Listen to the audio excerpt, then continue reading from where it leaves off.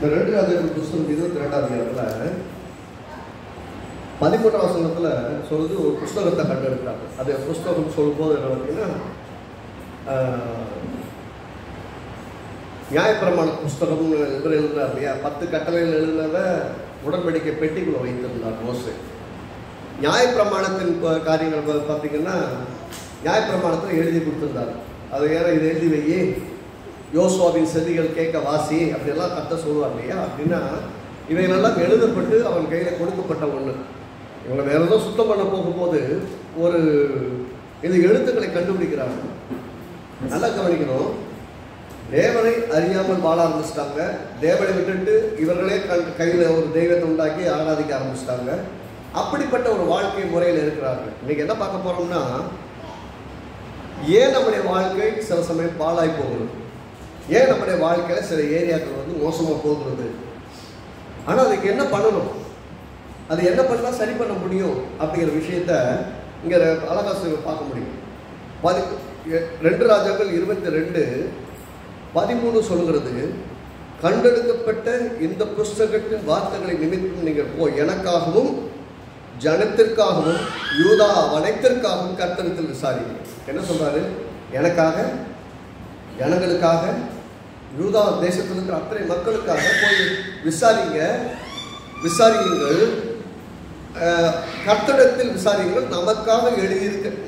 நமக்காக எழுதியிருக்கிற எல்லாவற்றின் வெளியையும் செய்ய நம்முடைய பிதாக்கள் இந்த புஸ்தகத்தின் வார்த்தைகளுக்கு செவிப்படாதபடியினால் நம்மேல் பற்றி எறிகிற கர்த்தருடைய உக்கிரம். எப்போ தேவனுடைய வார்த்தையின்படி நம்ம வாழலையோ அப்பொழுது தேவனுடைய கோபம் அல்லது கோபாக்கினை அல்லது ஒரு விதமான மோசம் தேவனுடைய வார்த்தைகளுக்கு நடக்கலைன்னா, தேவனுடைய கோபம்ங்கிறத விட ரொம்ப கரெக்டாக சொன்னால் அதுபடி வாழலைன்னா ஆட்டோமேட்டிக்காக சில பிரச்சனைகள் வந்துடும். வாழ வேண்டிய விதத்தில் வாழலைன்னா தேவையில்லாத பிரச்சனைகள் உள்ள வரும். இங்கே சொல்கிறாரு, இந்த வார்த்தையெல்லாம் வாசிக்கும் போது 11ஆம் வசனத்தில் இந்த வாசிக்கிறாங்க. 11ஆம் வசனத்தை பற்றி, ராஜா நியாயப்பிரமாண புஸ்தகத்தின் வார்த்தைகளை கேட்டபோது தன் வஸ்திரத்தை கிழித்து கொண்டு, அந்த வார்த்தைகளை வாசிக்க நீங்கள் பைபிளை வாசிக்கும் போது என்னைக்காவது மனசெல்லாம் உருகி போய் இப்படி ஆண்டவர் இருக்கிறாரு, இவரை நேசிக்காம கரெக்டாக செய்யாமல் இப்படி விட்டோமே, இல்லை வந்து வசனங்களை கவனமாக பிடிக்காம விட்டோமே, இல்லை நம்ம இப்படியெல்லாம் கவனிக்காமல் இதெல்லாம் செய்யாமல் விட்டுட்டோமே அப்படின்னு நினைக்காம மனசுப்பட்டுருக்கீங்களா? நம்மளும் பைபிளை வாசிக்கிறோம், இல்லை வசனங்களை வாசிக்கிறோம், இல்லை வசனத்தை கேட்குறோம். என்னைக்காவது வசனத்தை கேட்கும்போது நம்முடைய உள்ளம் உருகி உள்ளத்தில் ஒரு பெரிய தாக்கம் ஏற்பட்டு உள்ள ஆவியிலே கலங்கி, ஐயோ நான் அவ்வளோ மிஸ் பண்ணிட்டேனே, எங்கள் அப்பா அம்மா இதெல்லாம் மிஸ் பண்ணிட்டாங்களே அப்படின்னு என்னைக்காவது அந்த வார்த்தைகளை கேட்கும்போது உள்ளத்தில் குத்தப்பட்டு அல்லது உள்ளத்தில் உணர்த்து வைக்கப்பட்டு, இந்த யோசிய ராஜா என்ன பண்ணுறாரு, இதை கேட்ட உடனே தன் ட்ரெஸ்ஸெல்லாம் கிழிச்சுக்கிட்டு, ஐயோ எங்கள் அப்பா அம்மாலாம் இப்படி விட்டாங்களே, இந்த வசனங்கள் எல்லாம் கீழ்படியாமல் இப்படி விட்டதுனால, கையினால் உருவாக்கப்பட்ட சில ஆராதிக்க ஆரம்பிச்சதுனால இன்னைக்கு நானும் என் குடும்பம் என் சந்ததியெல்லாம் அப்படி அடிமைப்பட்டு கிடக்கிறோமே, இதுக்கு இவ்வளோ பெரிய காரணங்கள் ஆகிட்டாங்களே, அவங்க பண்ணிட்டாங்க, இப்போ நாங்கள் இப்படி ஆகிட்டோமேன்னு சொல்லிட்டு வஸ்திரத்தை கிழித்து கொண்டு அழுகிறான்னா உணர்த்து வைக்கப்படுகிறோம். அந்த வார்த்தையினால தொடப்படுகிறோம். நம்முடைய வாழ்க்கையில் கர்த்தருடைய வார்த்தை நம்மை தொட்ட அனுபவம் இருக்குதா அப்படின்னு யோசிச்சு பாருங்க. என்னைக்காவது கர்த்தருடைய வசனத்தை ஏதோ வர்றோம், நானும் ஒரு கிறிஸ்தவன், ஒரு ஆராதனை அட்டெண்ட் பண்ணுறேன், இல்லை வசனத்தை கேட்குறேன், கேட்டுட்டு நான் போயிட்டே இருக்கிறேன், இல்லை எனக்கு கிறிஸ்துவை பற்றி தெரியாது ஆனால் வசனத்தை கேட்குறேன், ஆனால் அதுக்கு மற்றதுக்கு பெருசாக ஒரு வித்தியாசம் தெரியல அப்படின்னு நான் கேஷுவலாக போகிறேன் அப்படின்னு நீங்கள் சொன்னீங்கன்னா, நீங்கள் கர்த்தருடைய வார்த்தை உங்களை சந்திக்கும் போது அதை குறித்து அலட்சியமாக இருக்கிறீங்க. எப்போது அந்த வார்த்தையை நம்மளை சந்திக்குதோ அப்பொழுது அந்த வார்த்தை நிமித்தம் நம்முடைய வாழ்க்கை மாறணும், உணர்த்து வைக்கப்படணும். ஐயோ நம்ம இப்படி செய்யாமல் விட்டுட்டோமே, நம்ம இப்படி செய்யாமல் விட்டுட்டதுனால நமக்கு மட்டும் கிடையாது, நமக்கு அப்புறம் கூடிய சந்ததிகள் எவ்வளோ பெரிய பாதிப்பு. இங்கே சொல்கிறான், எனக்காக விசாரி, மொத்த ஜனத்துக்காக விசாரி, யூதா தேசத்துக்காக விசாரி. அப்படின்னா என்ன அர்த்தம்னா, முதல்ல நான், அப்புறம் என் குடும்பமாக அல்லது என்ன வந்தணும், அடுத்து இந்த மொத்த பட்டணம், அந்த மாதிரி அவர் சொல்கிறார் தேசத்துக்காக விசாரி. ஏன்னா எங்கள் முற்பதாக்கள்லாம் செய்யாமல் விட்டுட்டதுனால அது சொல்லியிருக்கிறார். இந்த நியாயப்பிரமாணத்தின் புஸ்தகத்தின் வார்த்தைகள் எல்லாம் நீ செய்ய தவறும்போது இப்பொழுது சொல்லப்பட்ட சாபங்கள் எல்லாம் உண்மையை வந்து பழிக்கும். உபாகமம் 28 சொல்லிக்கிறேன், ரைட்டா? உபாகமம் 28 1வது வசனத்துல 14வது வசனம் வரைக்கும் ஆசீர்வாதம். அப்படி சொல்லும் போது எப்படி ஆரம்பிக்கிறாருன்னா, இப்பொழுது சொல்லப்பட்ட நியாயப்பிரமாணத்தின்படி எல்லாம் செய்தி என்ன, இப்பொழுது சொல்லப்பட்ட ஆசீர்வாதங்கள் எல்லாம் வந்து உண்மையில பழிக்கும், நிறைவேறுங்கிறார். அதே போல இது செய்யாமல் போனால், இதையெல்லாம் கடைபிடிக்காமல் போனால் உண்மையில் சொல்லப்பட்ட இந்த சாபங்கள் எல்லாம் உண்மையில் வந்து பழிக்கும்னு 15வது வசனத்தில் சொல்லிட்டு ஆரம்பிக்கிறார். அப்ப 15வது வசனத்திலிருந்து உபாகமம் 28:15 அப்புறம் பார்த்தீங்கன்னா வரிசையா சாபத்தை பற்றி சொல்லுது. நல்லா புரிந்து கொள்ளணும். தேவன் அப்படி இயக்கி வைத்திருக்கிறார். தேவன் வந்து உங்க மேல சாபத்தை கொண்டு வர்றது கிடையாது. தேவன் உங்க மேல நரகத்தை கொண்டு வர்றது கிடையாது. தேவன் உங்க மேல எல்லா தீமையும் கொண்டு வந்து சேர்க்கிறது கிடையாது. ஏன்னா கர்த்தர் நல்லவர். கர்த்தர் சொல்றாரு, உன் மேல வந்து பழிக்கும்னா அது நிறைவேறும். நல்லா கவனிங்க, பழிக்கும்னா என்ன அர்த்தம் சொல்லுங்க? நிறைவேறும். இப்பொழுது சொல்லப்படும் வார்த்தைகள் உண்மையில் வந்து நிறைவேறும். நீ புசிக்கும் நாளிலே சாகவே சாவாயினா புருஷ உடனே செத்து போகல, ஆனா அவன் அன்றைக்கே செத்தவன் ஆனான். ஏன்னா தேவனோட உறவு போச்சு, தேவனோட இருக்கிற ஐக்கியம் போச்சு, தேவனோட உலாவி கொண்டு உலாவுதல் போச்சு. சாதாரணமாக ஓடுறான், அப்ப வயிற்று பசிக்காக உழைச்சதான், அது வரைக்கும் தானா விளைஞ்சது, பண்படுத்தின போதும். ஆனால் இப்போ என்ன, உழைச்சாதான் சாப்பிட முடியும். உழைப்பு இருந்தது, உழைப்பு கடினமாய் மாறினது எப்போ? பாவம் வந்தப்போ. பிரசவம் இருந்தது, பிரசவம் நல்லா தான் இருந்தது, பிரசவம் கடினமாய் மாறினது எப்போ? பாவம் வந்த போது. நிலம் நன்றாய்த்தான் விளைவித்தது, எப்போ கடினமானது? பாவம் வந்ததுனால முள்ளும் குறுக்கும் விளைவிக்க ஆரம்பிச்சது, களைகள் முளைக்க ஆரம்பிச்சது. அப்படின்னா பாவம் தன்னில் தானே ஒரு வல்லமையோடு இருக்குது உங்களுக்கு கேடு செய்ய. ஆனால் ஆசீர்வாதம் தன்னில் தானே வல்லமையுள்ளதாக இருக்குது உங்கள் வாழ்க்கையை நிறைவாக ஆசீர்வதிக்கும். அப்ப புரிந்து கொள்ளணும், நான் செய்கிற நன்மையானாலும் தீமையானாலும் எனக்கு மட்டுமல்ல, எனக்குடைய சந்ததிகளுக்கும் பெரிய பாதிப்பு ஏற்படும். சொல்றது புரிய நினைக்கிறேன். நான் செய்கிறது நன்மையோ தீமையோ, அல்லது தேவனுடைய வாழ்க்கையில வார்த்தையின்படி வாழ்கிறனோ இல்லையோ, வாழ்ந்தால் எனக்கும் என் சந்ததிக்கும் ஆசீர்வாதம், வாழவிட்டால் எனக்கும் என் சந்ததிக்கும் சாபம். அது தானே வந்து படிக்கும். நான் வந்து இதெல்லாம் உங்களுக்கு செய்வேன் அப்படிலாம் சொல்றது கிடையாது. ஆனா சொல்லும் போதே சொல்றாரு, கர்த்தர் உடைய வார்த்தைகளை விட்டு நீ இப்படி வாழ்ந்தா இந்த சாபங்களெல்லாம் உண்மையில் வந்து பழிக்கும் சொல்லிட்டா அதெல்லாம் நிறைவேறிடும். அப்படி நிறைவேறாமல் இருக்க வேண்டும் என்றால் கர்த்தருடைய வார்த்தைகளுக்குள்ளாக வாழ. அதாங்க சொல்ல வர. கர்த்தருடைய வார்த்தை சொல்லுகிறபடி வார்த்தைக்கு கீழ்ப்படிந்து வார்த்தையின்படி வாழ்ந்தால் உண்மையில் வந்து ஆசீர்வாதம் படிக்கும். வாழாவிட்டால் சாபம் எல்லாம் வந்து படிக்கும். அப்படின்னா எது படிக்கணும்ங்கிற டிசிஷன் யாருக்கிட்ட இருக்கு? நம்ம கிட்ட. இப்ப கர்த்தர் கையில கிடையாது, கர்த்தர் கையில கிடையாது. அதனால யோசுவா ஒரு காலகட்டத்தில் வந்து நின்று கேட்கிறான், அப்பா நானும் என் வீட்டாரும் வென்றால் கர்த்தரையை செய்விப்போம். நீங்க யாரப்பா சேவிக்க போறீங்க, நீ யார் தொழுது கொள்ள போறீங்கன்னு கேட்கிறாங்க. எல்லாரும் சொல்றாங்க, நாங்களும் கர்த்தரையை சேவிப்போம். அது டெசிஷன். நீங்கள் எடுக்கிற ஒவ்வொரு சின்ன சின்ன தீர்மானம், வாழ்க்கையில் எடுக்கக்கூடிய, நல்லா கவனிக்கணும், வாழ்க்கையில நீங்க எடுக்கக்கூடிய ஒவ்வொரு சின்ன சின்ன தீர்மானங்களும் உங்களை ஆசீர்வாதத்துக்குள் கொண்டு வந்து சேர்க்கும், எல்லாம் சாபத்துக்குள் கொண்டு போய் சேர்க்கும். அது லீட் பண்ணிட்டு போயிடும். அப்படின்னா இங்க சொல்லுகிறார், கர்த்தருடைய உக்கிர கோபம் பற்றி எரிவதற்கு காரணம் இந்த புத்தகத்தின் வார்த்தைகளை என் பிதாக்கள் செய்ய தவறிவிட்டார்கள்.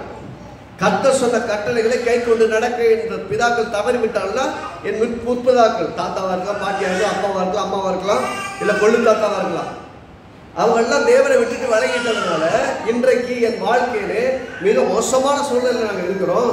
தேசமும் அப்படி இருக்கு, நானும் அப்படி இருக்கிறேன், எங்களுக்காக போய் விசாரிங்க. தேவனுடைய ஊழியக்காரத்துல திருக்கதரிசனத்தை போய் கேளுங்கிறார். அவன் என்ன சொல்றா, நீ சொன்ன சரிதான், நீ இதெல்லாம் செய்யாம விட்டுட்டதுனால தேசத்தின் மேல உக்கிர கோபம் பற்றி எரியும் அப்படின்னு சொல்லிட்டு 2 ராஜாக்கள் 22:19 சொல்ற, நான் இந்த ஸ்தலத்திற்கும் அதன் குடிகளுக்கும் விரோதமாக அவர்கள் பாழும் சாபமும் ஆவார்கள் என்று சொன்னதை நீ கேட்டபோது உன் இருதயம் இலகி. கவனிக்கணும், ஃபர்ஸ்ட்ல கேட்கிறாங்க, கேட்ட உடனே உள்ளத்துல ஒரு உருக்கம் வருது. அந்த வார்த்தையில கேட்டோம், ஐயோ நான் இப்படி பண்ணிட்டேன். அதான் சொன்ன, எப்போ கர்த்தருடைய வார்த்தை நம்ம சந்திக்கிறோம் 2 விஷயம் நடக்கும். ஒன்று, இருதயம் இழகும், இல்லை இருதயம் இன்னும் கல்லா மாறும். இருதயம் இழகி மனது உருகி, ஆண்டவரே என்னை மன்னிச்சிருக்கேன், சில காரியத்தில் அவனுடைய வார்த்தைக்கு முக்கியத்துவம் விடாம எல்லாம் ஒன்று தான் நினச்சி சில சமயம் செஞ்சுட்டேன். இல்லை இதையும் செஞ்சால் ஒன்றும் பிரச்சனை நான் நினச்சிட்டேன். எனக்கு உதவி செய்ய ஆண்டவரே நம்மளை தாழ்த்தினால் தேவன் கிருபை இருக்கும். இருதய ஏழைகளை அடப்போங்க எல்லாம் செய்கிறாங்க நாமளும் செய்கிறோம் அப்படின்னு நீங்கள் கடந்து போயிட்டு இருந்தீங்கன்னா இந்த பாவத்தினுடைய வல்லமை உங்கள் வாழ்க்கையை ஆள ஆரம்பிச்சிடும். என்னைக்கு பாவம் ஆள ஆரம்பிச்சதோ அப்பொழுது சாபங்கள் உங்கள் வாழ்க்கையை வந்து படிக்க ஆரம்பிச்சிடும். நீங்கள் சாபம் வந்து யாரும் விட்டதுனால படிக்கிறது இல்லை. நல்லா கவனிக்கணும். அவங்க சாபம் விட்டால் நமக்கு படிச்சிடும் அப்படிலாம் கிடையாது. சாபம் விட்டா படிக்கிற மாதிரி ஆயிடுவீங்க. நீங்க எப்படி கர்த்தருடைய காவல் உங்களை விட்டு போச்சுன்னா சாபம் விட்டா வந்து படிக்கும். கர்த்தரால் ஆசீர்வதிக்கப்பட்டவனை யாராலும் சபிக்க முடியாது. சபித்தாலும் சாபம் பலிக்காது.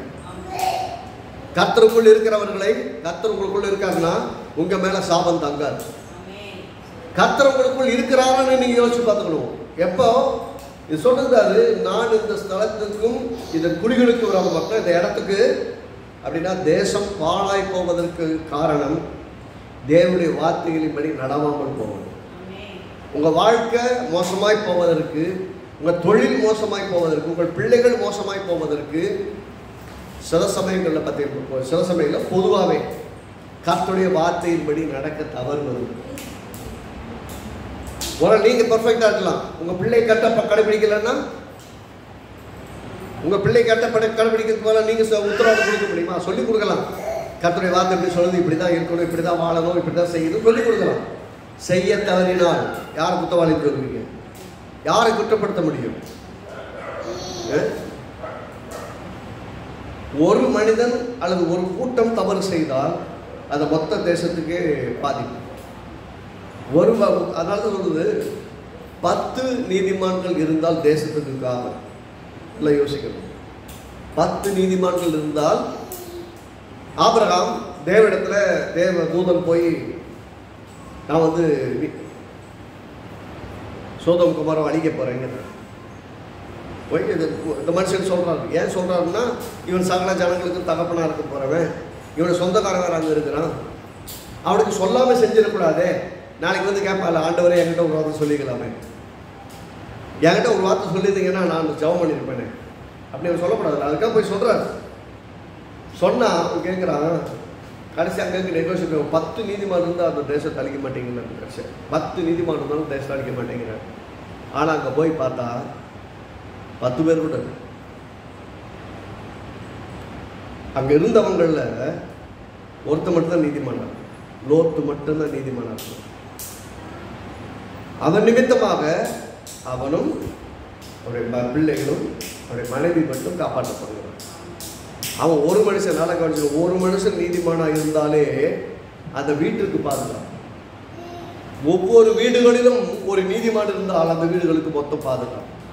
இப்படி அநேக நீதிமான்கள் பெருகினால் தேசத்திற்கே பாதுகாப்பு. அப்ப நீதிமான்கள் பெருகினால் தேசத்திலே ஆசீர்வாதம், பாவிகள் பெருகினால் தேசத்திற்கு அழிவு. நிறைய எங்கெல்லாம் மோசங்கள், குற்றங்கள், மோசமான செயல்கள்லாம் நடக்குதோ அங்கெல்லாம் பார்த்தீங்கன்னா ஒரு பெரிய அழிவு, நரக வாழ்க்கை வாழ்றதுக்கான சூழலை காயும். ஈவு இறக்கம் இல்லாத மனுக்குளம் அதை மற்றவங்களை மனுஷனாவே மதிக்காம அப்படி வெறித்தனமாக வாழ்றாங்க இல்லையா? அப்போ தேவனை தெரியல. கர்த்தர் சொல்றாரு, இன்னொரு கொலை செய்யாதிருப்பாயன்னு சொல்றாரு. கொலை செஞ்சா நல்லதுதான், பரவாயில்ல அப்படின்னு வாழ்றான்னா அப்போ கர்த்தருடைய வார்த்தைக்கு பிரமாணத்துக்கு விரோதமாக செய்யணும். என்ன மாதிரி முடியும்? பார்க்கும்போது பெருசாக உடனே தெரியாது, இம்பாக்ட் ரொம்ப மோசமாக இருக்கும். இங்கே நல்லா கவனிங்க, கர்த்தருடைய வார்த்தைகளை வாசித்த உடனே, அதை கேட்ட உடனே, நியாயப்பிரமாணத்தின் புஸ்தகத்தை வாசிக்கிறார்கள். வாசித்த உடனே கேட்கிறான், கேட்ட உடனே உள்ளம் கேட்கிறான், இருதயம் இலகி நீ கர்த்தருக்கு முன்பாக உன்னை தாழ்த்தி. என்னென்ன நடக்கணும்? முதல்ல கர்த்தருடைய வார்த்தையை கேட்கணும். கர்த்தருடைய வார்த்தையை கேட்கும் போது இருதயம் உருக வேண்டும், இழக வேண்டும். ஐயோ நான் இப்படி இருந்துட்டேனே, கர்த்தருக்கு விரோதமாக இப்படி பண்ணிட்டேனே, என் பிள்ளைகள் இப்படி பண்ண விட்டுட்டு வேடிக்கை பார்த்துட்டேனே, ஐயோ ஏசப்பா என்னை மன்னிச்சிருங்க, எனக்கு கிருபை கொடுங்க. என் பிள்ளைகளை அடித்தாலும் செஞ்சாலும் என்ன பண்ணாலும் திருந்த மாட்டேங்கிறாங்க. ஐயோ அப்படி கிருபை என் பிள்ளைகளை காப்பாற்றட்டும், எனக்கு உதவி செய்யுங்கன்னு தாழ்த்தி 3 விஷயம் நடக்குது. கேட்கிறான், இருதயம் இழகிறது, தன்னை தாழ்த்துகிறான். நீ கர்த்தருக்கு முன்பாக உன்னை தாழ்த்தி உன் வஸ்திரங்களை கிழித்துக் கொண்டு. அப்படின்னு என்ன அர்த்தம்? வஸ்திரம் கிழித்து கொண்டதுக்கு என்ன அடையாளம்னா தரை மட்டுமாய் தாழ்த்தணும். ஒரு ராஜா, நல்லா யோசிங்க, சாதாரண ரோட்டில் போகிற பைத்தியக்காரன் கிடையாது, நல்லா புரிஞ்சுக்கணும். தன்னை கிழித்துக் கொள்வதில் என்ன காட்டுறான்னா, நான் பைத்தியக்காரத்தனத்தை பண்ணிட்டேன். என்னது? நான் பைத்தியக்காரன், நான் வாழ்ந்துட்டு இருக்கிறேன், ஆனால் என் செயலெல்லாம் பைத்தியக்காரனுக்கு சரியான செயலை நான் செய்து கொண்டிருக்கிறேன்னு சொல்லி ஒரு ராஜாவா இருக்கிறவன் தன் வஸ்திரங்களை கிழித்துக் கொள்வது என்பது எந்த அளவுக்கு தன்னை தாழ்த்துவது சொன்னா, இதுக்கு மேல தாழ்த்த முடியாது. இதுக்கு மேல என்ன தாழ்த்த முடியாது. கேட்கிறான், இருதயம் இழங்குகிறது, அழுகிறான், அழுதுட்டு தன் வஸ்திரங்களை கிழிக்கிறான், கர்த்தர் முன்பாக தன்னை தாழ்த்துகிறான். தாழ்த்தி எனக்கு முன்பாக அழுதுபடுகிறான். இந்த 5 விஷயம் மனசுல சொல்லு. என்னைக்கெல்லாம் கர்த்தருடைய வார்த்தையை கேட்குறீங்களோ, ஏதோ ஆராதனைக்கு வர்றோம், இல்லை ஏதோ பிரசங்கத்தை கேட்குறோம், ஏதோ வசனத்தை கேட்குறோம், ஏதோ வாழ்க்கையே கிடையாது. அந்த வார்த்தை இன்னைக்கு நான் கேட்குறேன்னா அந்த வார்த்தையை நான் சந்திக்கணும். இன்னைக்கு கேட்குறோமா, வீட்டில் போயிட்டு திரும்ப இதே இது யூடியூப்பில் போடுறோம், திரும்ப கேட்கணும் என்ன பேசப்பட்டது, என்ன வாழ்க்கை, அந்த வாரத்தில் நான் என்ன எடுத்துக்கிட்டேன், என் வாழ்க்கை என்ன மாற்றம். நான் சொல்கிறேன், எத்தனை முறை சொன்னாலும் நம்ம வாழ்க்கை அப்படியே பயணம் அப்படியே இருந்ததுன்னா கிருபை இல்லாமல் போயிடும். கிருபை இல்லாமல் போச்சுன்னா நம்ம பாதுகாப்பு இல்லாமல் போயிடும். இங்கே கவனிங்க, நியாயப்பிரமாண புஸ்தகம், அதாவது வேதம் வாசிக்கப்படுகிறது, வாசிக்கிறதை கேட்கிறான், வாசிக்கிறதை கேட்டபோது இருதயம் இழங்குகிறது. அந்த மாதிரி அனுபவங்கள் இருக்குதா? அந்த மாதிரி இடங்களில் நீங்கள் தேவனை சந்தித்து இருக்கிறார்கள். கர்த்தருடைய என்கவுண்டர் நடக்குதுன்னு அர்த்தம். கர்த்தர் உங்களை சந்திக்கிறார்னு அர்த்தம். கர்த்தருடைய சந்திக்கும் போது இருதயம் இலகி கர்த்தர் முன்பாக தன்னை ஆண்டவரே, நான் பாவி, உங்களுடைய பிரமாணங்களின் மேலே நடக்க விட்டுட்டேன், என்னை மன்னிங்க ஆண்டவரே, தன்னை தாழ்த்துறது இருக்குல்ல, அதுதான் தன்னை தாழ்த்துறது. வஸ்திரங்களை கிழித்து கொண்டு அப்படின்னா, நான் பைத்தியக்காரனை போல இந்த காரியத்தை செய்யாமல் விட்டுட்டேன், பைத்தியத்துக்கு சமம் நான் அப்படின்னு ஒரு ராஜாஸ்தானத்தில் இருக்கிறவன் தன் வஸ்திரங்களை எல்லாம் கிழித்து கொண்டு தன்னை தேவனுக்கு முன்பாக நின்று தாழ்த்துறான். அது மட்டும் கிடையாது, எனக்கு முன்பாக அழுதபடியினால் அப்படின்னா, நீங்கள் எப்போ மன உருவி உங்களை ட்ரெஸ்ஸை கிழிச்சுன்னு சொல்லி கர்த்தர் சொல்லலை, ட்ரெஸ்ஸை கிழிச்சுன்னு சொல்லி சொல்லலை, இருதயத்தை கிழித்து. இருதயத்தை இப்போ எதை கிழிக்கணும்? ரெண்டாக கத்தி எடுத்து குழந்து இருதயத்தை கிழிக்கிறதா? அதை சொல்ல வரல. அப்படின்னா உங்கள் இருதயம் இழகி, உங்கள் இருதயத்தின் ஆழத்திலிருந்து அந்த தாழ்மை, பணிவு, மன்னிப்பு கேட்கிறது என்னைக்கு நடக்குதோ அன்னைக்கு தான் கர்த்தர் உங்கள் வாழ்க்கையில் பெரிய மாற்றத்தை கொண்டு வரும். வாழ்க்கையில் மாற்றம் வரலையா? வராமல் இருக்குதா? சரி, இவ்வளவு தூரம் பயணப்பட்டீங்க, தப்பாவே வாழ்ந்தாச்சு, தப்பாவே செயல்பட்டாச்சு, கர்த்தருடைய வார்த்தைக்கு விரோதமாகவே வாழ்ந்தாச்சு, தெரியல. இன்னைக்கு கர்த்தருடைய வார்த்தையை கேட்டீங்கன்னா, கர்த்தர் எதையெல்லாம் செய்ய வேண்டாம் என்று சொல்லியிருக்கிறாரோ அதை செய்து கொண்டு இருந்தால் நீங்கள் உங்கள் வாழ்க்கையிலே நீங்களே கோபாக்கினை கொண்டு வந்து கொள்வீர்கள். அதனால தான் சொல்றாரு 2 ராஜாக்கள் 22:13 கடைசி பதி, நம்மேல் பற்றி எரிந்த கர்த்தருடைய உக்கிரம் பெரியது. கர்த்தருடைய கோபம் பெரியது. உக்கிரம் சொன்னா கோபத்தை விட அதிகம். வெறின்னு சொல்லுவாங்கல்ல, உக்கிரமான கோபம் அப்படின்னு சொன்னா இந்த ஜனங்கள் வாழவே தகுதியற்றவர்களுங்கிறத போல கர்த்தர் பார்க்க ஆரம்பிச்சிட்டார்.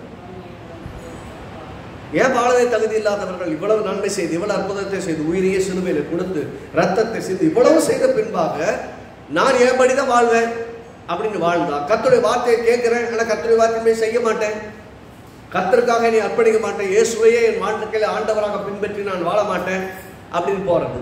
2வது ஆலயத்துக்கு போறது, கர்த்தருடைய வார்த்தை கேட்கிற, கர்த்தருடைய வார்த்தைக்கு எனக்கு சம்பந்தமே இல்லை என்பதை போல வாழ்வது. இதையெல்லாம் பார்க்கும்போது நீங்கள் பேருக்கு கிறிஸ்தவர்களா இருக்கலாம், பேருக்கு தேவனை ஆராதிக்கிறவர்களா இருக்கலாம், ஆனால் உங்கள் மேலே கர்த்தருடைய கோபம் ரெடியா தான் இருக்கும். சாபத்தை நீங்கள் ஆட்டோமேட்டிக்கா நீங்களே வருவிச்சுக்கிறீங்க, கர்த்தர் கொண்டு வர வேண்டியது கிடையாது, எல்லாம் வந்து உங்க மேல படிக்கும். அப்ப ஆசீர்வாதமாய் வாழ்வதற்கு என்ன செய்ய வேண்டும்? கர்த்தருடைய வசனத்தை வாசிக்கிற இடத்தில் இருக்க வேண்டும், கர்த்தருடைய வசனத்தை கேட்க வேண்டும், கர்த்தருடைய வசனத்தை கேட்கும் போது இருதயம் உருக வேண்டும், இலக வேண்டும், நம்ம வாழ்க்கையில தேவனுக்கு முன்பாய் நம்மை தாழ்த்த வேண்டும், தாழ்த்திட்டு அழுது ஒப்பு கொடுத்து ஜெபிக்க வேண்டும். அப்பொழுது நம்முடைய வாழ்க்கையிலே தேவன் அற்புதங்களை செய்வார், சாபத்தையும் ஆசீர்வாதமாய் மாற்றுவார். இல்லை ஒரு ஆமென் சொல்லுவோமே. அப்புறம் வாழ்க்கையில மாற்றம் வர வேண்டும் என்றால் எங்க தப்பா இருக்குதோ, எங்க தவறா இருக்குதோ அதை சரி செய்யணும். எங்க தவறா இருக்குதோ அது சரி செய்யாம நீ ஒன்றும் பெரிய மாற்றத்தை கொண்டு வர முடியாது. அப்படின்னா நான் கேட்கிறேன், தப்பான ரூட்டு போயிட்டீங்க, தப்பான ரூட்டு போயிட்டீங்கன்னா சரி போயாச்சு. இப்படி எடுத்துக்கோமே, நீங்க இங்க இருந்து பெங்களூர் போகணும்னு வச்சுக்கோங்க. பெங்களூர் போறதுக்கு போல சவுத்தில் இங்கிட்டு மதுரை பக்கம் ட்ராவல் பண்ணிங்கன்னு எப்படி இருக்கும்? போக வேண்டிய இடம் இது பெங்களூருன்னா போக வேண்டிய ரூட் எந்த ரூட்டில் போகணும்? பெங்களூர் ரூட்டில் போகணும். சரி தப்பாக வந்து ஒரு பாதி வெளிக்கு போயிட்டீங்கன்னு வச்சுக்கோங்க. அட்லீஸ்ட் அங்கேயாவது பார்த்தாப்பா பெங்களூருக்கு வழியாக போகுமா? போகாதுப்பா அப்படின்னா எப்படியோ போகணும், வந்த வழியை திரும்பி போப்பா அப்படின்னு சொன்னால் அட்லீஸ்ட் திரும்பியாவது வரணும்ல. அட்லீஸ்ட் எவ்வளோ லேட் ஆச்சோ அதே டைம் திரும்ப பல இடத்துக்கு வந்துடுவோம். திரும்ப போக வேண்டிய இடத்துக்கு கொஞ்சம் டெஸ்டினேஷன் போயிடுவோம்ல. நான் தப்பு பண்ணிட்டேன் ஆனால் தொடர்ந்து தப்புலேயே போயிட்டு இருப்பேன்னு சொன்னால் நாங்கள் போக வேண்டிய இடத்துக்கு போகவே முடியாது. அது சொல்ல வர, நீங்கள் போக வேண்டிய இடத்துக்கு போகவே முடியாது. ஆனால் பாருங்க, நீங்கள் ஒவ்வொரு முறையும் தப்பான பாதையிலே போகும்போது கர்த்தர் உங்களை சரியான பாதைக்கு நடத்தி கொண்டு தான் இருக்கிறார். இது தப்பு, இது போகாத, இதை செய்யாத, இப்படி செஞ்சால் உங்களோட வாழ்க்கையில் நீ போக வேண்டிய இடத்துக்கு போக முடியாது, நீ அடைய வேண்டிய இலக்க அடைய முடியாது. வாழ்க்கையில் எந்த இடத்தை அடையணும்னு தீர்மானிக்காதவனுக்கு எல்லா வழியும் வழிதான். ஆனால் வாழ்க்கையில் ஒரு எல்லையை, ஒரு ஸ்தானத்தை, ஒரு உயர்வை அடையணும் நினைக்கிறதுக்கு ஒரே ஒரு இருக்கிறது, கர்த்தரை பின்பற்றி கர்த்தரை சார்ந்து கொண்டு கர்த்தருடைய நாமத்தை விசுவாசித்து வாழணும். அப்படி இல்லாமல் போச்சா அடைய வேண்டிய இடத்தை அடையவே முடியாது. சொன்னேன் இல்லையா, 5 காரியங்கள் நடக்குது. முதல்ல கர்த்தருடைய வசனம் வாசிக்கப்படுற வரைக்கும் உணர்வு பண்ணலாம். நல்ல கவனிக்கணும்.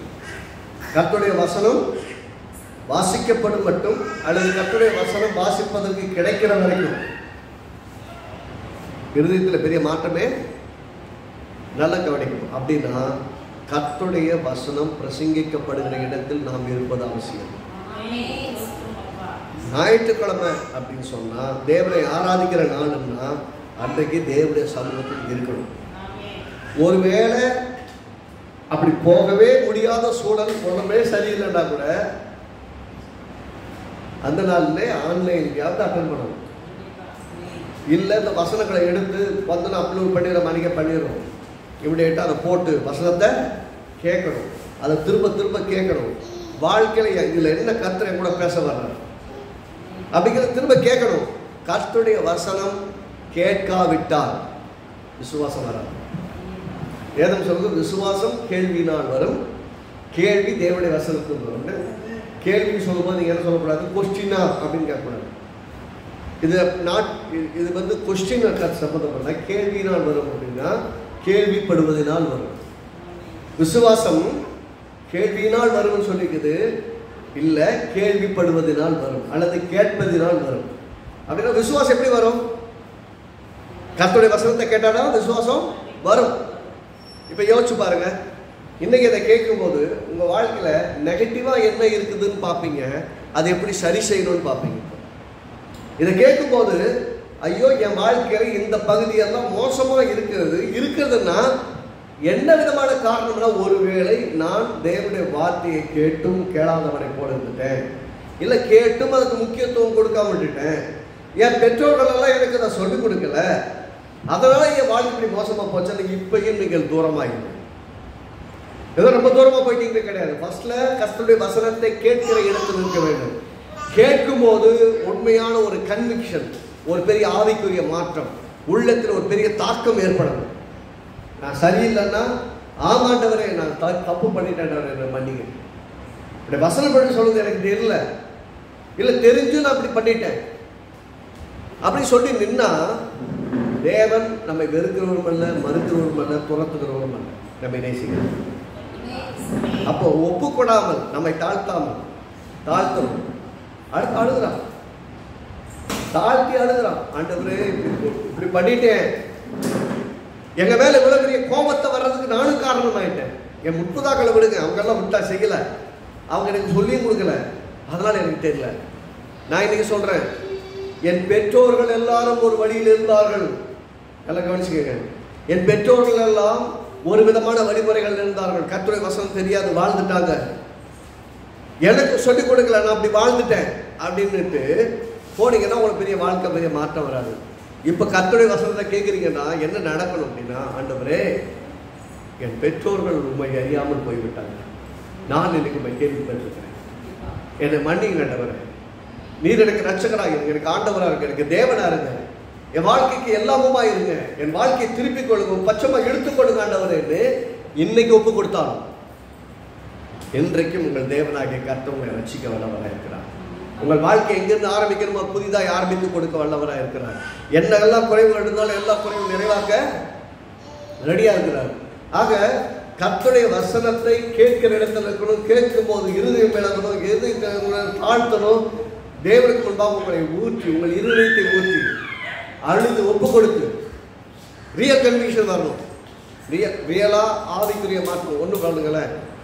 அப்படின்னா ஒரு வீட்டில் தப்பு செய்கிற ஒரு பிள்ளை இருக்குன்னு வச்சுக்கோங்களேன், அந்த தப்பு செய்கிற பிள்ளை உண்மையாக திரும்பிச்சுன்னு எப்படி தெரியும்?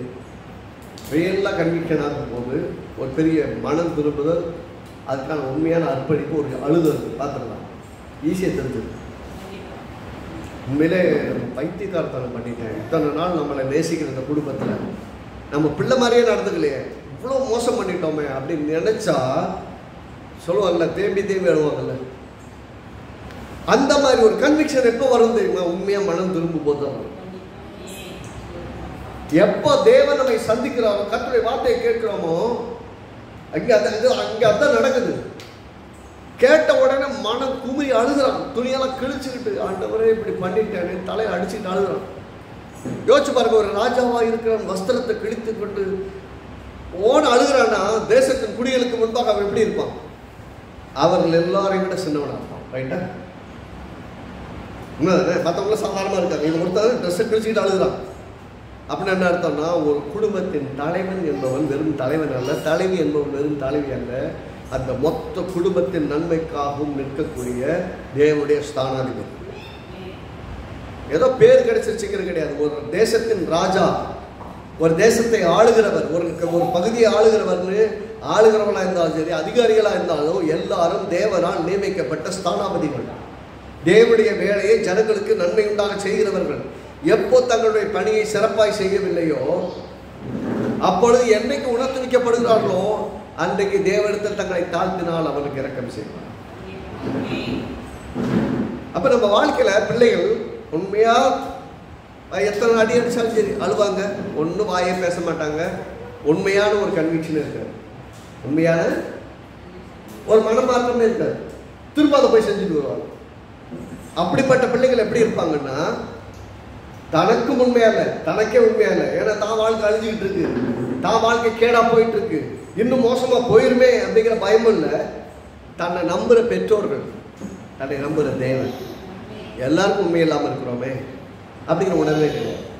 ஒரு நாள் வரும் எல்லாத்தையும் நினைச்சு அழுவாங்க, ஒன்றையும் ரெக்டிஃபை பண்ண முடியாது.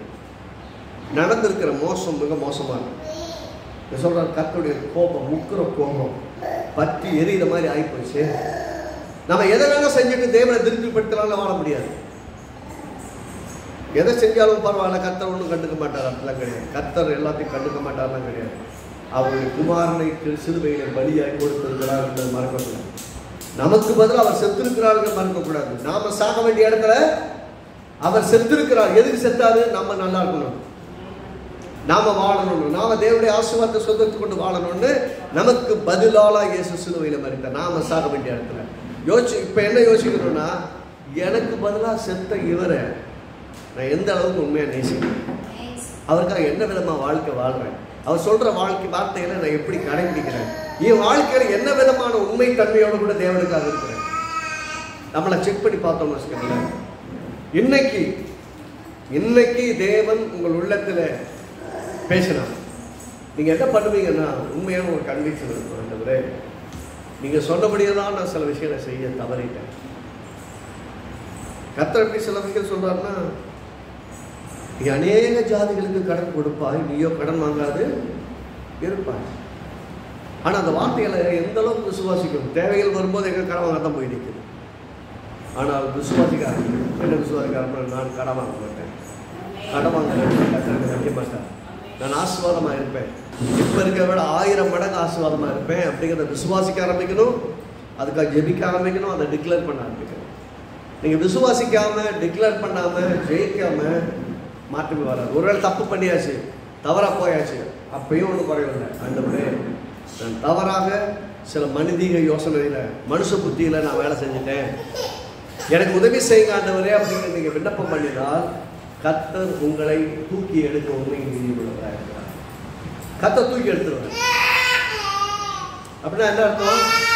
கர்த்தர் உங்களுக்கு நன்மை செய்ய கவனமாக இருக்கிறார். அவர் மிஸ் பண்ணுறது எல்லாம் மிஸ்டேக் பண்ணுறது கிடையாது.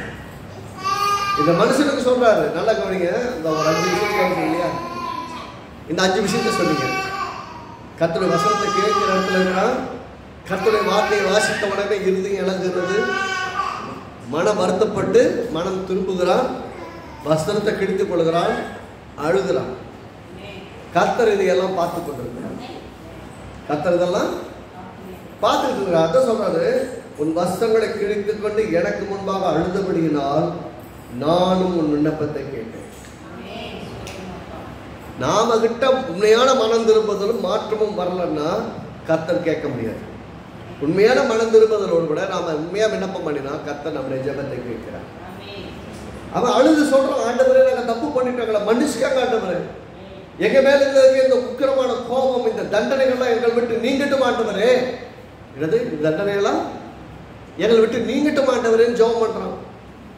ஜெபம் பண்ண என்ன நடக்குது? கர்த்தர் கேட்டார்.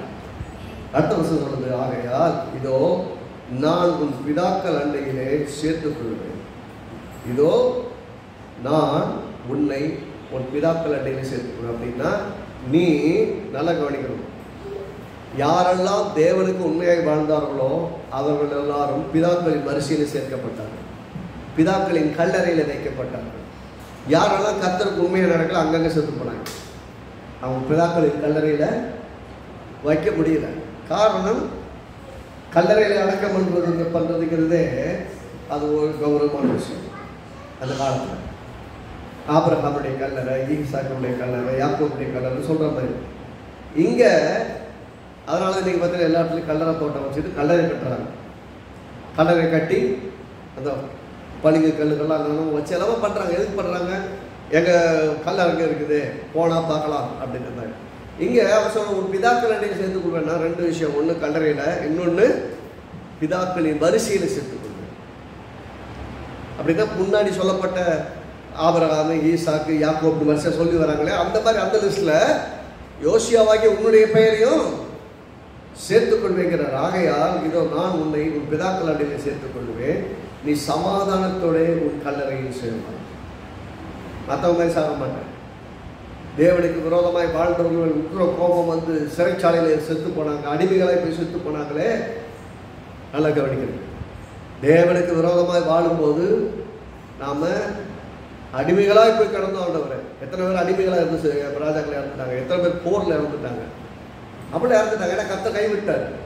சொல்றாரு, நீ சமாதானத்தோட உன் கல்லறையில் சேருவாய்னா உங்கள் சாவு நிம்மதியான சாவாக இருக்கணும்னா. யாரை பற்றி பேசுறீங்கன்னு கேட்டிங்கன்னா நிறைய பேருக்கு சாவு கூட நிம்மதியாக இருக்குது சொல்கிறான். தீர்க்க தரிசியானவன் சொல்கிறா, மரணம் சமாதானத்தோடு இருக்குன்னு கர்த்தர் சொல்கிறாங்க. சமாதானத்தோட நீ கல்லறையில் சேருவாய்னா நல்லா யோசிங்க. உண்மையான மனம் திரும்புதல் நடக்கும்போது என்ன நடக்கும்னா, நாமும் தேவனுடைய பிள்ளைகளோடு கூட பிள்ளைகளாக கணக்கிடப்படுகிறோம். 2வது நம்முடைய மரணமும் சமாதானமான மரணமாக இருக்கும். நாம் சமாதானமாய் நம்முடைய கடைசி நாள் கூட சமாதானமாக இருக்கும் என்று சொல்கிறார். நான் இந்த ஸ்தலத்தின் மேல் வரப்படும் சகல பொல்லாப்பையும் உன் கண்கள் காண்பதில்லை என்று சொன்னார். இந்த ஜனங்க பொல்லாத செஞ்சுட்டாங்க, என்னை விட்டுட்டு எல்லா விதங்களையும் தேட ஆரம்பிச்சிட்டாங்க. இந்த தேசத்தில் நியாயமாக தண்டனை வந்திருக்கணும்.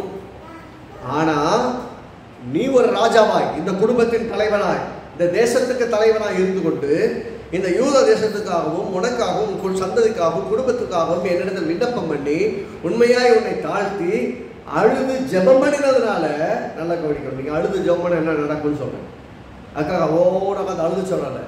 அழுது ஜெபம் பண்ணால் உண்மையான கன்விக்ஷன், உண்மையான மன வருத்தம், உண்மையான மனம் திரும்புதலோடு கூட நீங்கள் ஜெபம் பண்ணுனா கர்த்தர் உங்கள் மேல் வர பண்ணின தீங்கை, இந்த தேசத்தின் மேல் வர பண்ணுவேன்னு சொன்ன தீங்கை நீங்கள் பார்க்க மாட்டீங்க.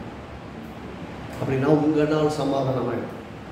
இதை பார்த்து மனசு உடஞ்சி வெந்து போய், ஐயோ என் பிள்ளை இப்படி கஷ்டப்படுறாங்களே, என் வீடு இப்படி இருக்குது, என் பொருளாதாரம் இப்படி இருக்குது, என் கணவர் இப்படி இருக்காருன்னு அழுதுகிட்டு இருக்கிற மாதிரி இருக்காது. உங்கள் குடும்பத்தில், உங்கள் தேசத்தில் ஒரு பெரிய சமாதானத்தோடு கூட இருப்பதை நீங்கள் பார்க்கணும். அப்போ அந்த ரியல் கன்விக்ஷன், உண்மையான மனம் திரும்புதல் உங்கள் முடிவையும் சமாதானம் உள்ளதாக. உண்மையாக மனம் திரும்பலைன்னா முடிவும் நிம்மதியாக இருக்காது. தப்பு பண்ணிட்டீங்கன்னா தப்புலேயே வாழ முடியாது. ஆனால் ஆண்டவர் வாய்ப்பு கொடுக்குறார். என்னது? மனம் திரும்புதல். மனம் திரும்புதலுக்கு ஏற்ற கனிகளை கொடுக்கின்றார் சொல்லி யோவான் ஸ்நானகர் சொல்லுவார். வந்த ஞானஸ்நானத்தை தப்பிச்சிடலாம் அப்படின்னு நினைச்சு வந்தீங்கன்னா ஞானஸ்நானத்தை தப்பிக்க முடியும். ஞானஸ்நானம் எஸ்கேப்புக்கான வழி கிடையாது. மரித்தவர்கள் உயிர்த்தெழுதலுக்கு அடையாளம். செத்து புடைச்சதுக்கு அப்புறம் பழையபடி எப்படி சாக முடியும்? பாவத்திற்கு மரித்த நீங்கள் மறுபடியும் பாவத்தில் எப்படி நிலைநிற்க முடியும்னு அப்போஸ்தலனாகிய பவுல் கேட்கிறார். அப்படின்னா ஒரு முறை நீங்கள் பாவத்திற்கு மரித்து அப்படின்னா ஞானஸ்நானம் எடுக்கும்போது அதுக்கு பாவத்துக்கு மரித்து நீதிக்கு பொழைச்சது. நீதிக்கு பொழைச்சதுக்கு அப்புறம் பழையபடி பாவத்தை செய்ய முடியும் அப்படின்னு சொல்ல வர. இப்பயும் ஒன்றும் லேட்டு இல்லை. ஒருவேளை இன்னைக்கு இந்த வசனத்தை கேட்கும்போது உண்மையிலே தேவனுக்கு விரோதமாய் என் வாழ்க்கை இருக்கிறது, தேவனுடைய வார்த்தையின்படி நான் வாழலை, ஒரு காலத்தில் அப்படி இப்படி, எங்கள் அப்பா அம்மா காலத்தில் அப்படி நான் விட்டுட்டேன் அப்படின்னீங்கன்னா இப்பயும் கர்த்தர் உங்களை பார்த்து கூப்பிடுறாரு. உண்மையான மனம் திரும்புதலோடு இன்றைக்கு தேவனிடத்தில் வந்து உங்களை தாழ்த்தினால் இன்றைக்கும் உங்களை ரட்சிக்கப்படுவாங்க. இன்றையிலிருந்து ஒரு புதிய வாழ்வு உங்களால் ஆரம்பிக்க முடியும். The real conviction makes your life clean. உண்மையான மனம் திரும்புதல், மன மாற்றம் அப்படின்னா எப்படி இருக்கும்? உண்மையான மன மாற்றம்னா எப்படி இருக்கும்? உண்மையாக என் வாழ்க்கையில் இப்படி நடந்து போச்சு, இப்படி பண்ணிட்டேனே அப்படின்னு நீங்கள் வருத்தப்பட்டீங்கன்னா real conviction is always unique. அது உண்மையான அதுக்கப்புறம் திரும்ப அங்கே போக மாட்டீங்க, திரும்ப அதை செய்ய மாட்டீங்க. ஒரு பெரிய ஸ்ட்ராங்கான தீர்மானம் இருக்கும். அது எதுக்கு? முதல்ல நம்ம வாழ்க்கைக்கு நன்மை. இந்த மனுஷனுக்கு பாருங்கள், அந்த மனுஷன் உண்மையான மனமாற்றத்தோடு அழுதான், உண்மையான மனமாற்றத்தோடு தாழ்த்தினான். உண்மையான மனமாற்றத்துக்காக போய் விசாரிக்க தேவனுக்கு முன்பாக நாங்கள் என்ன செய்யணும்னு கேளுங்க, அதை செய்கிறோம் அப்படின்னு கேட்க சொல்கிறான்.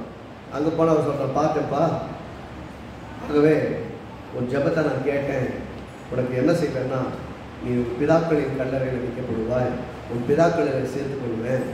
இந்த தேசத்தில் நடக்கிற அந்த கொடுமையெல்லாம் நீ பார்க்க போகிறதில்ல, தேசத்தில் நடக்கும் என்று நான் சொன்ன அந்த கொடுமைகளெல்லாம் நீ பார்க்க போகிறது இல்லைன்னா. யோசிச்சு பாருங்க, இன்றைக்கு நீங்கள் கர்த்தருக்கு உண்மையாக இருந்தால், உண்மையான மனம் திரும்புதலோடு கர்த்தரிடத்தில் வந்த ஆண்டவரே எல்லா வழிகளும் சரி என்று நான் நினைத்து தவறாய் வாழ்ந்து விட்டேன், என்னை மன்னிங்க ஆண்டவரே, தேவனுக்கு முன்னாடி நம்மை தாழ்த்தி அழுது ஒப்பு கொடுத்தால் ஆண்டவர் இன்றைய நாளிலிருந்து நீரே என் ஆண்டவர், நீரே என் ரட்சகர், உங்களுடைய வழிகளில் நடக்க என்னை ஒப்பு கொடுக்குறேன், எனக்கு கிருபையை தாங்க ஆண்டவரே, நான் என் பார்வைக்கு நலம் என்று யோசித்து நான் சில காரியங்களை செஞ்சு உமக்கு விரோதமாக செஞ்சுட்டு எனக்கு மன்னிங்க ஆண்டவரேன்னு சொல்லி ஜெபம் பண்ணா இன்றைக்கு கர்த்தர் சொல்லுவான், உன் ஜெபத்தை கேட்டேன், உன் விண்ணப்பத்தை கேட்டேன், உன் விண்ணப்பத்தை கேட்டேன் என்று சொல்லுவா. நான் உன்னை உன் பிதாக்கள் அண்டையிலே நிம்மதியாய் சேர்த்துக் கொள்வேன் சொல்லுவா. நீ உன் பிதாக்களின் கல்லறையில் வைக்கப்படுவாய், சமாதானத்தோட கல்லறைக்கு போய் சேருவாய்ன்னு சொல்லுவார். தேசத்தில் நடக்கிற தீமைகளை, குடும்பத்தில் நடக்கிற தீமைகளை, சுற்றும் நடக்கிற எந்த தீமைகள் நீங்கள் பார்க்காதபடிக்கு உங்கள் வாழ்நாளிலே பெரிய சமாதானத்தோடு இருக்க செய்வார். அப்புறம் அதனால தான் சொல்கிறாரு, நீங்கள் சமாதானத்தோட கல்லறையில் சேருவாங்க. அப்போ சாகிற வரைக்கும் உங்களை சுற்றிலும் தீங்கு நடக்காதபடிக்கு உங்களுக்கு சொன்ன வார்த்தை நிமித்தம் கர்த்தர் காத்துக்கொள்வார். நான் சொல்கிறேன், நீங்கள் சாகிற வரைக்கும் உங்களை சுற்றிலும் மோசமானதை பார்க்கக்கூடாதுன்னு நீங்கள் நினச்சிக்கணும். உங்கள் குடும்பத்திலையோ, பிள்ளைகளுடைய வாழ்க்கையிலோ, கணவனுடைய வாழ்க்கையில, யாருடைய வாழ்க்கையிலும் தீமைகளை பார்க்கக்கூடாதுன்னு நினச்சிங்கன்னா ரியல் கன்விக்ஷனோட, உண்மையான மனம் திரும்புதலோட, மனம் உருகி இருதயம் மெல்ட் ஆகி ஆண்டவர் உண்மையாக தாழ்த்தி உண்மையாய் ஜெபம் பண்ணி உண்மையாக உங்களை அர்ப்பணித்தார் கர்த்தர் உங்கள் வாழ்நாளிலே உங்களை சுற்றிலும் எந்த தீங்கும் நடக்காதபடிக்கு காப்பாற்றுவார். நமக்கு நடக்காது, நம்ம சுற்றி இருக்கிற எல்லா இடத்துல நடக்காது. ஒவ்வொரு நாளும் மன வேதனையோடு வாழ்ந்து வாழ்க்கையை முடிக்கிற மாதிரி இருக்கார். ஒவ்வொரு நாளும் மகிழ்ச்சியான நாளாக மாற்றும். நம்முடைய நாள் நன்மையாகவும் மகிழ்ச்சியாகவும் இருக்க வேண்டும் என்றால் நம் கர்த்தருக்கு உண்மையாக கீழ்ப்படிந்து கர்த்தருக்கு நம்மை தாழ்த்தி உண்மையான மனம் திரும்புதலோட தேவனிடம் வந்தால் என்றைக்கும் அற்புதம் செய்ய அவர் உண்மை நீங்கிவிடுவார். ஆமே. அப்போ கர்த்தரை விசுவாசிக்கிற விஷயத்திலையும் சரி, கர்த்தரை நம்பி பற்றி கொள்கிற விஷயத்திலும் சரி, நாம் உண்மையாக இருந்தால் கர்த்தரும் உண்மையாக இருப்பார். சொல்லுங்க, நாம் உண்மையாக இருந்தால், ஆமாம், நாம் உண்மையாக இல்லாமல் அவர் மட்டும் உண்மையாக இருக்குன்னு எப்படி எதிர்பார்க்க முடியும்? அவர் நம்ம வைத்த அன்பு உண்மை, அதில் பொய்யே கிடையாது. சிலுவையில் காமிச்சார். நாங்கள் எந்த அளவுக்கு உயிரை குறித்து சொல்லலையே, உண்மையாக இருக்கிறார். உண்மையாக இருந்தால் கர்த்தர் உண்மையானவர்களுக்கு நீதியை வழங்குவார், உண்மையானவர்களுக்கு நன்மையை அருள்வார். உங்கள் வாழ்க்கை மட்டுமே உங்கள் குடும்பத்தின் வாழ்க்கை ஆசீர்வாதமாக இருக்கும். நீங்கள் வாழ்கிற காலத்தில் தீங்குகளை காணாதபடி கர்த்தர் காப்பாற்றுவார். ஆமென். கர்த்தர் நல்லவர், கர்த்தர் நல்லவர். ஆமென்.